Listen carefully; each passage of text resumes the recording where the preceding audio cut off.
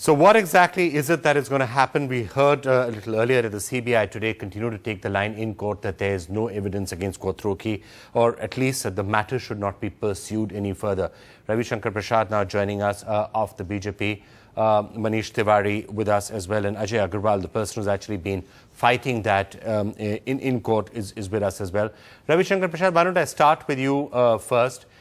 The stance being taken by the CBI. Now, this case, of course, the CBI has been taking this position for a while and the court had reserved its order.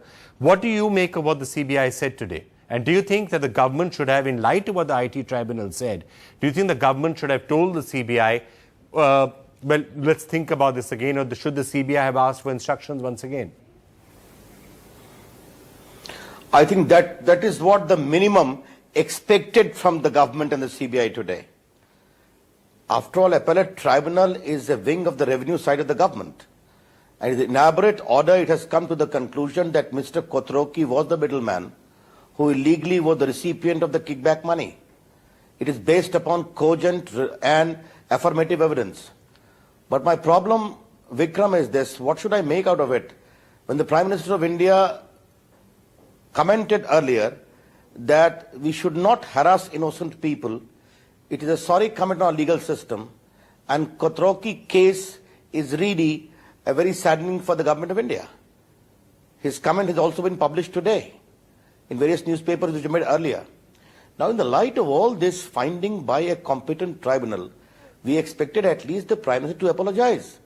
But leave aside that, the CBI has refused to take even cognizance of this very voluminous finding based upon evidence. That only reinforces our apprehension that Mr. Quattrocchi, having been linkage to the Gandhi family, has been bailed out at all the stages. How his bank account was defreezed. Mr. Bharadwaj commented there is no evidence. He sent a law officer to London who gave unsolicited advice, and taxpayers' money was defreezed and withdrawn by Quattrocchi. How without any order by the court, a statement was made before the Supreme Court that there is no evidence.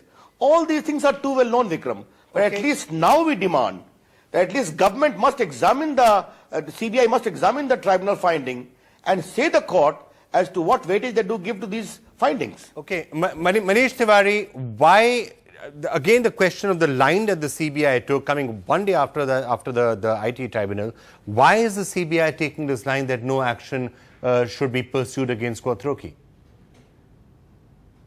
Well, I think if the Central Bureau of Investigation has come to a conclusion based upon their perusal of the case over the last 23 years, then I think they possibly are in the best position to answer as to why they have adopted one course over the other. You see, we have always maintained, the Congress party has always maintained, that if at all any persons have got any commissions in violation of the law, they need to be proceeded against.